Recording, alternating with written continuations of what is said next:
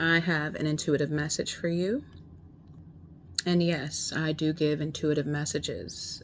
I am a manifestation coach, but I am also an intuitive, a medium. I'm all things energy. I love energy. I love to study energy. And that's just what I do.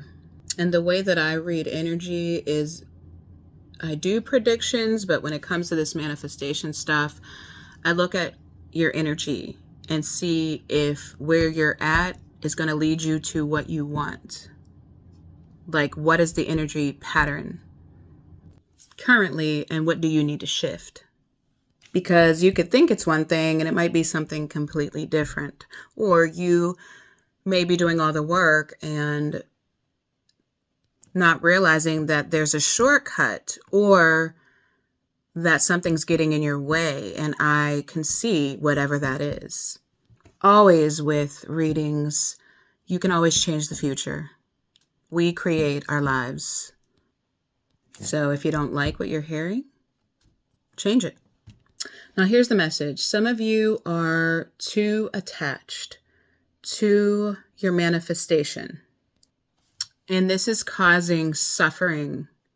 This is causing like an up and down in your reality with your emotions. You're too attached because what you may not realize is that the foundation, your baseline, what your manifestation work is sitting upon is the feeling of not enough.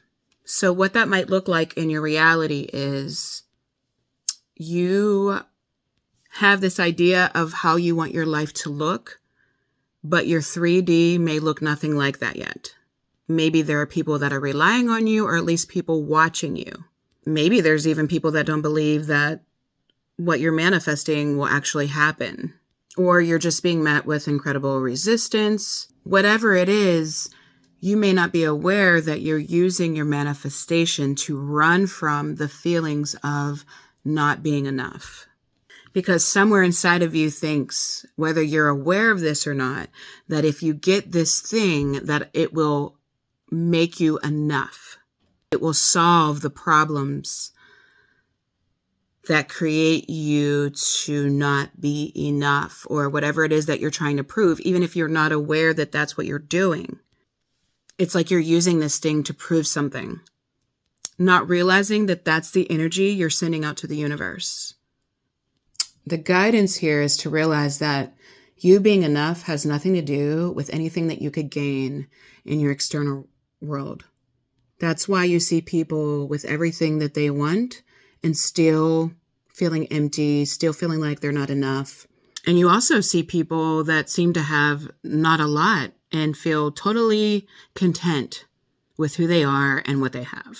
So we know it's not really anything external that causes you to feel enough.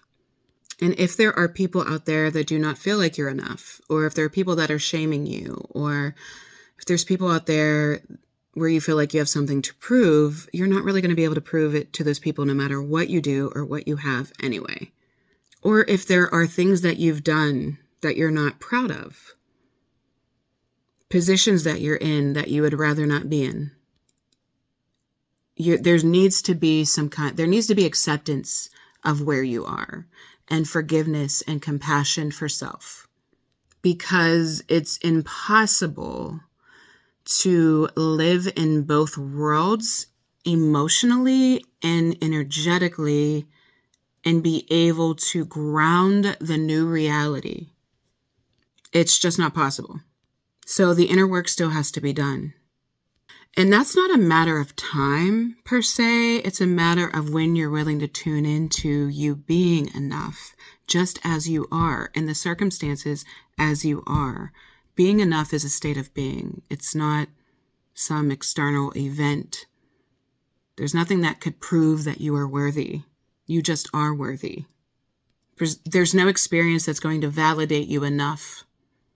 There are people that are just always going to think that you are your old identity. I mean, there's really nothing you can do about that. And maybe they're just committed to their version of themselves in that old identity. You just got to accept that, you know? It is what it is. Stop measuring your self-worth from your 3D, whether you have a lot or have everything you want or whether you don't. Self-worth doesn't change.